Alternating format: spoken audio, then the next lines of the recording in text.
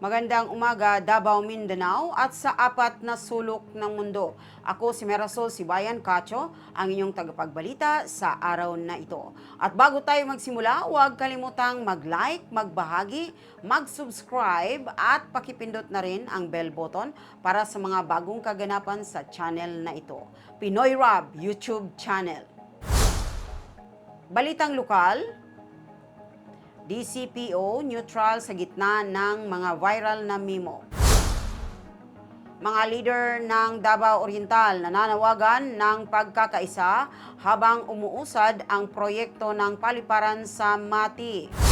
Muling tinuligsa ni PBBM si FPRRD. Sinusuporta ni Marcos sa mga nagtapos ng 4Ps sa pamamagitan ng trabaho at tulong pangkabuhayan. Balitang pambansa, hiniling sa Korte Suprema na ideklara bilang null and void ang mga reklamo ng impeachment laban kay Sara Duterte. Ipagpapatuloy ng Cebu City ang proyekto ng underground cabling. Balita sa ibayong dagat. Mag-aalok ng trabaho ang Japan Airlines ng Filipino flight attendant taon-taon. Mabilis na pagsisikap ni Trump para sa kasunduan kay Putin na nagdudulot ng pangamba sa Ukraine at Europa. Balitang aliwan. Hindi lamang si Belinda ang nagbabalik na karakter sa White Lotus Season 3. Nais ipaalala ni Mark Ruffalo na ang bawat maliit na diktador palaging natatalo sa huli. Balita sa pampalakasan. 7 pang mga massage therapist ang nag-akusa kay NFL kicker Justin Tucker ng hindi tamang sexual na pag-uugali. Kaya't umabot na sila sa 16 ang kabuuang akusasyon ayon sa ulat. Nananalo ng $100,000 ang mga estudyanteng kolehiyo matapos talunin si box star Damian Lillard sa isang 3-point contest sa NBA All-Star Weekend. Trivia. Ang maharlikang dagat ng Pilipinas, isang malawak na yaman ng karagatan.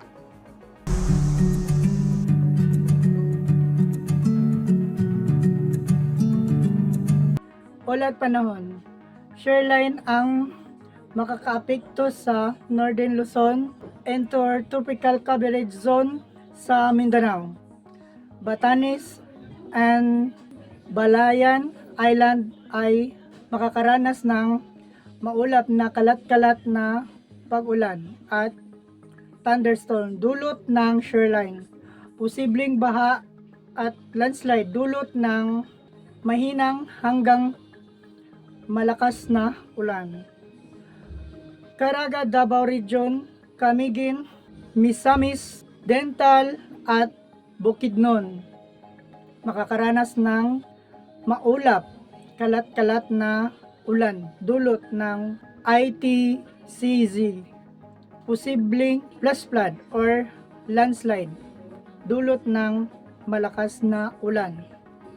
Maulap at may kalat-kalat na pag-ulan ang mararanasan sa mga lugar ng Visayas, Bicol Region at Romblon dulot ng easterlies. Sa Metro Manila at buong bansa ay makakaranas ng maulap na kalangitan at isolated rain shower dulot ng easterlies. Ang buong bansa ay makakaranas ng malakas na hangin sa direksyon ng east to northeast. Sa mga ganitong sakuna at panahon na pabago-bago, maging alerto po tayo at huminaon, alisto at mapagmatsyag. Ako po si Marvin Baguio, nag-uulat.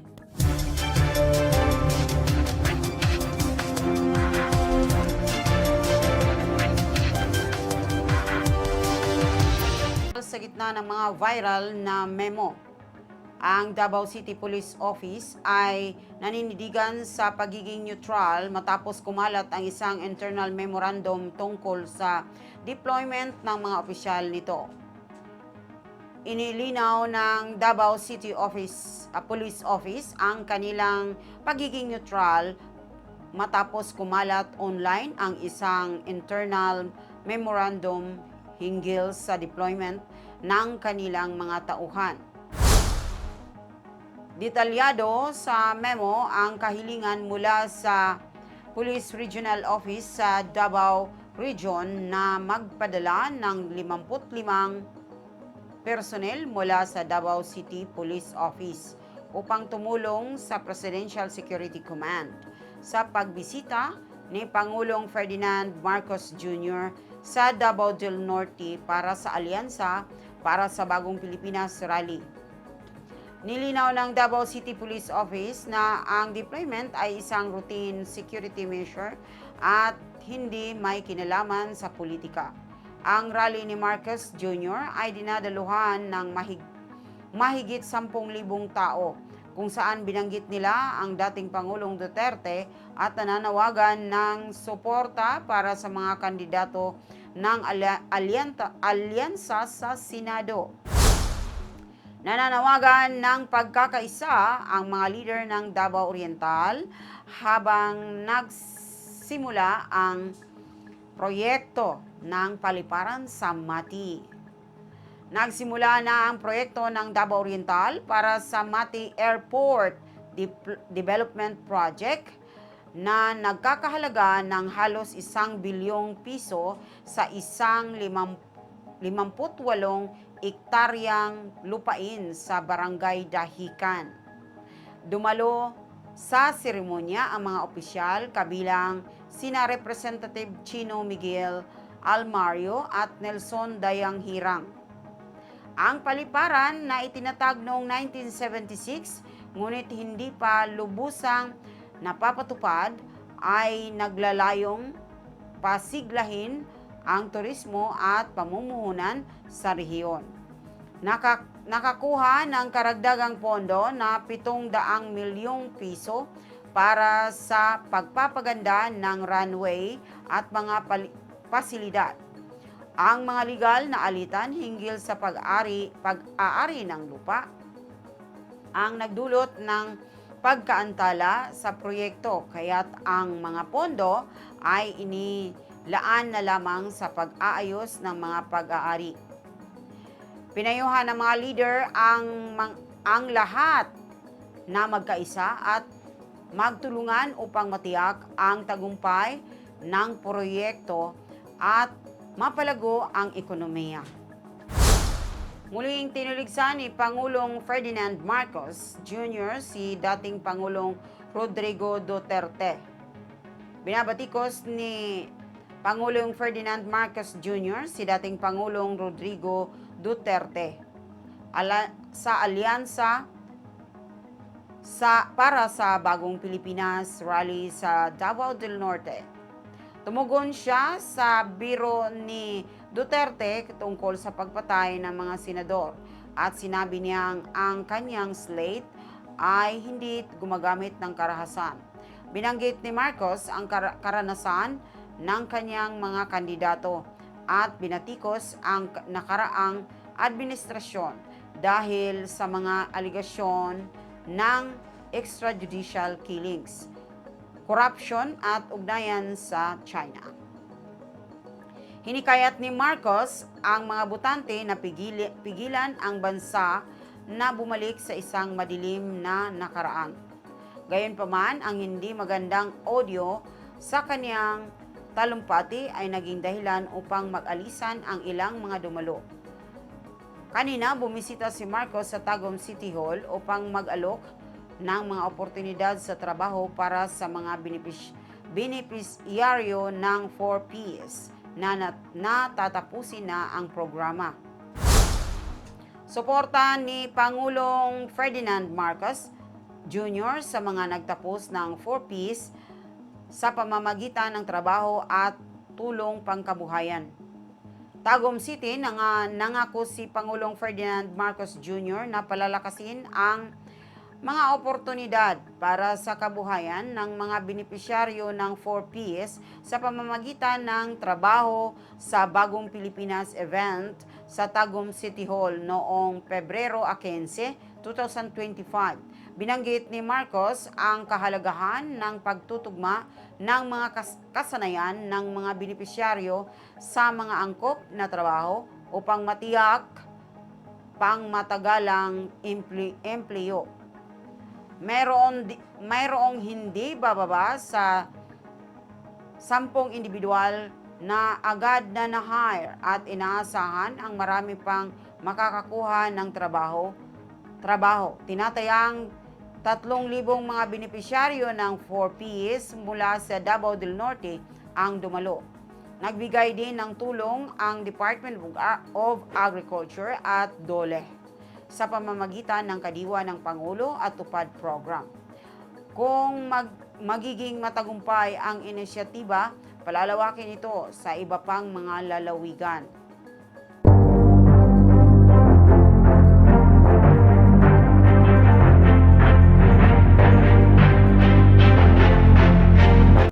Balitang pambansa.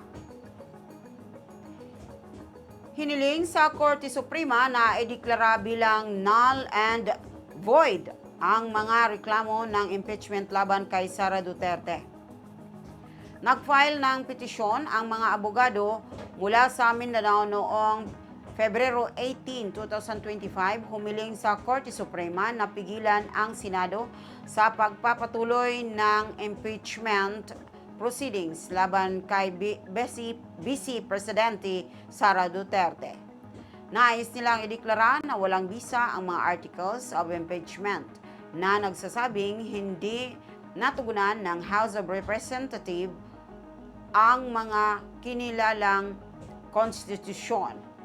Ang mga petitioner kabilang sina Abogado Israelito Torion at dating LTF RB Chief Martin Delgra III ay nagsasabing hindi nasunod ang tamang proseso.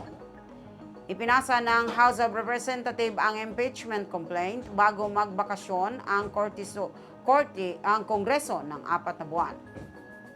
Ayon kay Senate President Francis Escudero, hindi maaaring magpatuloy ang paglilitis habang ang recess. Wala pang desisyon mula sa Korte Suprema hinggil sa petisyon. Pagpapatuloy ng Cebu City ang proyekto ng underground cabling. Isang taon matapos ipahayag ang underground cabling project sa Cebu City, isang bagong proponent, ang HTC Group, ang papalit sa pamamahala. Kumpirmado ni City Councilor Jerry Guardo na isang joint inspection ng mga pilot area, kabilang ang South Road Properties at ang Heritage District, ay magaganap sa February 19, 2025. Ang proyekto na orihinal na iminungkahi ng MetroWorks ICT Construction Incorporated ay naharap sa mga pagkaantala matapos na umatras ang MetroWorks mula sa proyekto. Ngayon, ang HTC Group ay nangakong sisimulan ang mga installation sa Marso. Ang inisyatiba ay naglalayong mapabuti ang estetika, kaligtasan at disaster resilience. Samantala, patuloy ang paglilinis ng mga magulong kable sa MJ Cuenco Avenue bilang paghahanda para sa proyekto.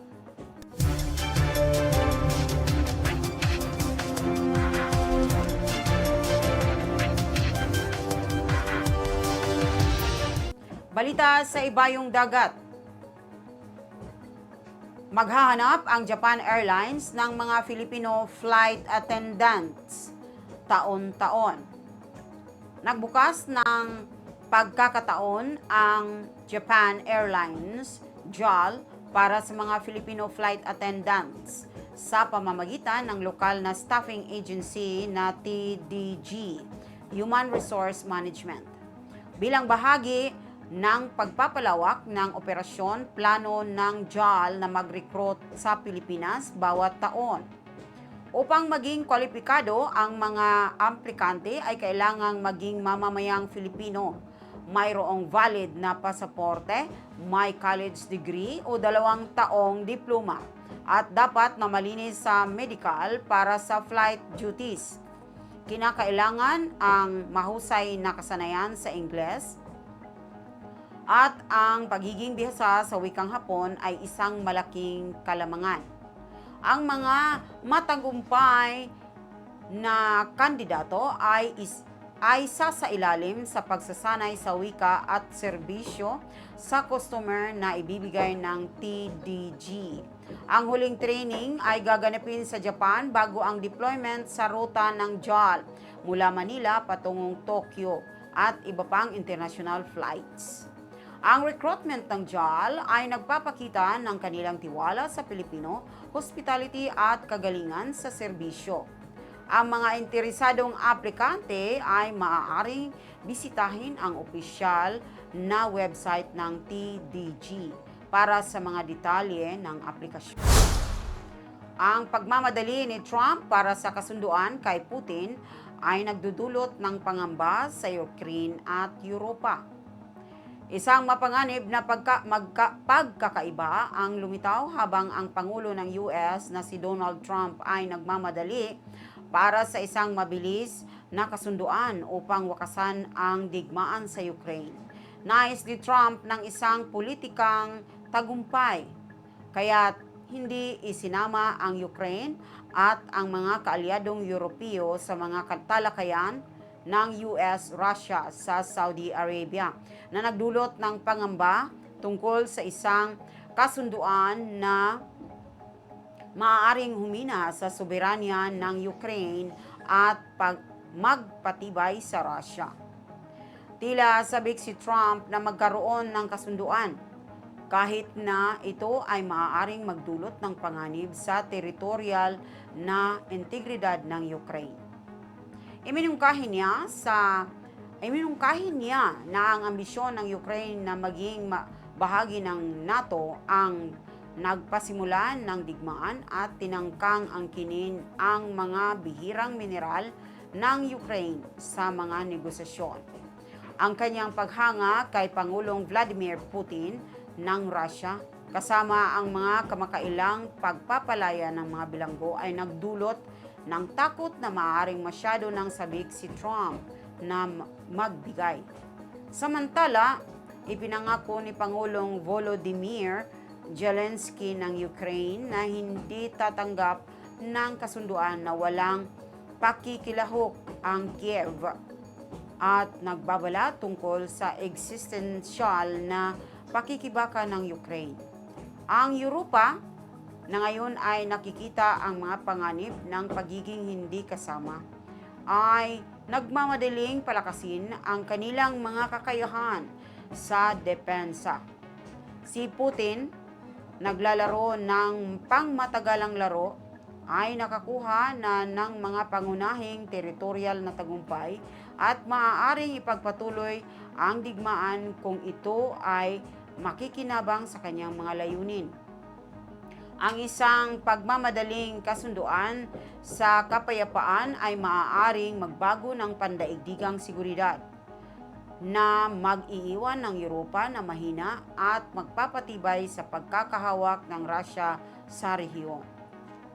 Mataas ang mga pusta at ang buong mundo ay nagmamasid.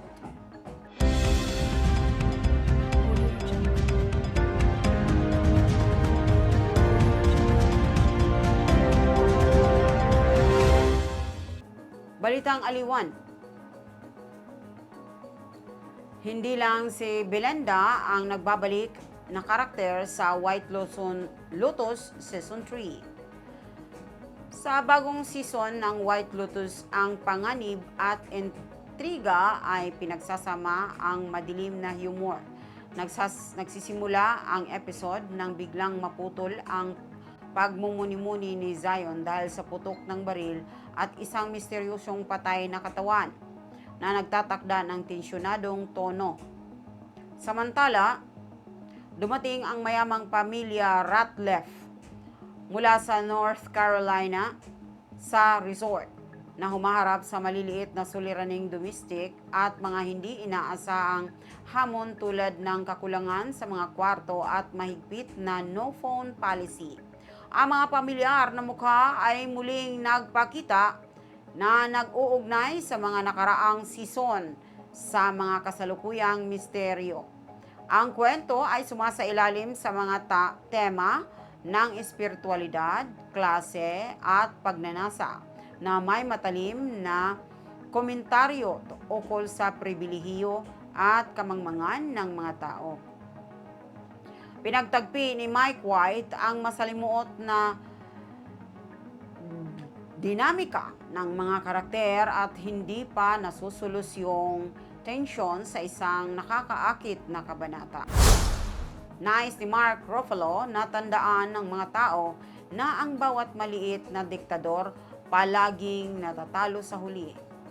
Ang Mickey 17 ni Bong Joon-ho ay ipapalabas sa Pebrero 28 sa South Korea at sa March 7 sa buong mundo.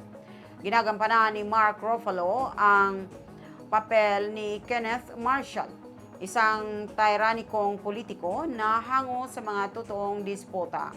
Ang sci-fi dark comedy na ito ay pinagbibidahan ni Robert Pattinson bilang Mickey Barnes, isang expendable na membro ng crew na namamatay at ipinapanganak muli sa isang misyon sa kalawakan.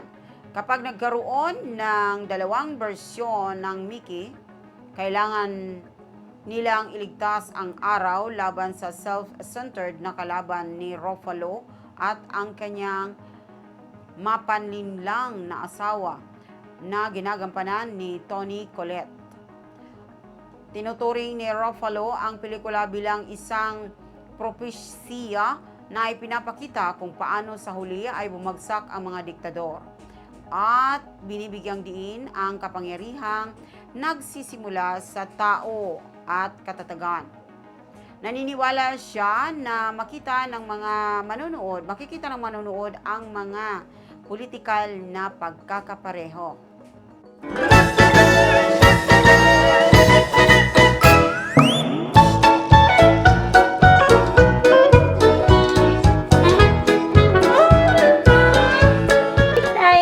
Ano ang latest? At ano ang uso? 11 Dia, tinalakay ang dokumentaryong Combo on the Run. SNL Night, nagsa-celebrate ng 50th anniversary. Tinalakay ang pagbabalik tanaw sa kanilang malalapit na dokumentaryong Eraserhead, Combo on the Run, na ipalalabas mula Marso 21 hanggang Marso 23. Ibinahagi ni Mr. Bindia na ang muling pagninilay sa kasaysayan ng banda ay emosyonal na hamon dahil sa mga pagsubok na kanilang naranasan. Ngunit ito rin ay nakakatulong sa kanyang pagpapagaling. Binigyang diin niya na ang dokumentaryo ay hindi lamang tungkol sa mga paghihirap, kundi isang pagdiriwang sa kanilang musika at proseso ng paglikha. Naay si Director Dayan Ventura na matutunan ng mga manonood ang tungkol sa paglago at kalagahan ng pelikula. Bukod pa rito, nagkaroon ng espesyal na sorpresa ang banda na magtatanghal sa loob ng limitadong panahon sa pelikula. Ay nagdiwang ng kanilang 50th anniversary noong Pebrero 16, 2025 sa isang espesyal na palabas na puno ng kilalang personalidad at mga paboritong karakter mula sa nakalipas na 5 dekada. Ang 3 oras na selebrasyon ay nagbigay pugay sa makulay na kasaysayan ng programa sa pamamagitan ng pagbalik tanaw sa nakakatuwang sekta at mga espesyal na pagtatanghal. Iyan po ang ating showbiz balita. Ako po si Giselle. Magandang araw.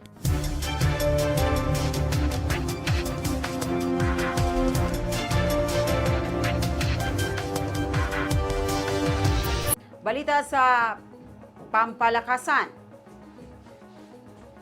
7 pang massage therapists ang nagsasakdal kay NFL kicker Justin Tucker ng hindi tamang sexual na pag-uugali na nagdadala ng kabuuang bilang sa 16 ayon sa ulat.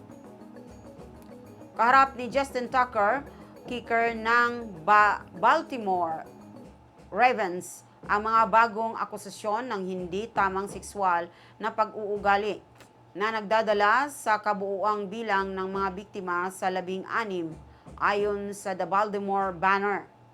Ang mga insidente ay nangyari mula 2012 hanggang 2016, kung saan 2 spa ang iniulat na nagbawal sa kanya. Ngunit tinatanggihan ito ng mga abogado ni Tucker. Ang mga nagsasakdal na kinakatawan ng SBWD law firm ay hindi pa nagsasampa ng kaso o kumukontak sa mga otoridad. Ang NFL ay nire-review ang issue ayon sa kanilang personal conduct policy. Tinawag ni Tucker, isang Super Bowl winner kicker, ang mga akusasyon bilang maling-mali at labis na nakasasakit. Ang mga Ravens ay patuloy na minomonitor ang sitwasyon habang inaamin ng liga na unang nalaman nila ang mga akusasyon sa pamamagitan ng media. Nanalo ang isang college student ng $100,000 matapos talunin si Bucks star Damian Lillard sa 3-point contest sa NBA All-Star Weekend. Nakilala si Jaren Barajas, isang college student, matapos manalo ng $100,000 na premyo sa isang shooting contest laban kay Damian Lillard ng Milwaukee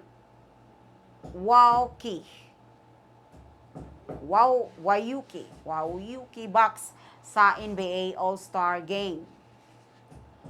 Sa Mr. Beast $100,000 challenge, si Barajas, isang 18 years old na freshman mula sa Los Medanos College sa Pittsburgh, California, ay gumawa ng buzzer beater 3-pointer mula sa half court upang manalo. Ang shot ay ipagdiwang ng mga NBA legends tulad ni Shaquille O'Neal at Steph Curry. Tinawag ni Barajas ang tagumpay bilang life-changing at plano niyang gamitin ang pera para sa kanyang pamilya at edukasyon. Ang NBA ay nag-donate din ng $50,000 bawat isa sa scholarship fund ni Lillard at mga lokal na boys and girls clubs.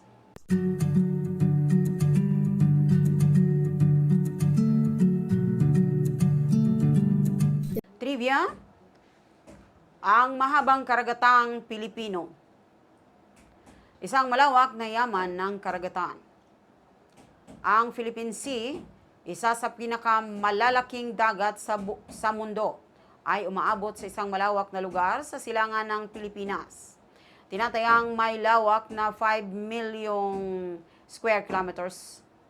Ito ay isang mahalagang bahagi ng Pacific Ocean at may malaking kahalagahan sa ekonomiya at estratehiya. Kilala ito sa mayamang marine biodiversity at tahanan ng makulay na mga coral reefs malalalim at trenches at iba't ibang uri ng hayop dagat. May malaking papel ang dagat sa pagsuporta sa lokal na pangingisda, kalakalan at pati na rin sa turismo.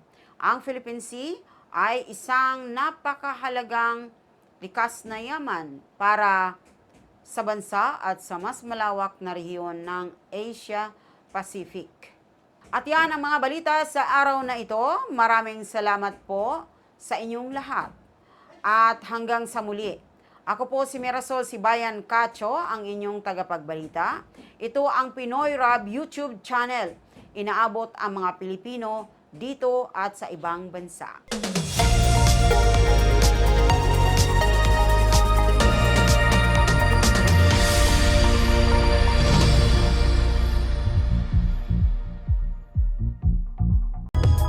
If you find this segment informative, please click the thumbs up button and subscribe to stay updated with our latest news, and share this broadcast to your friends and family.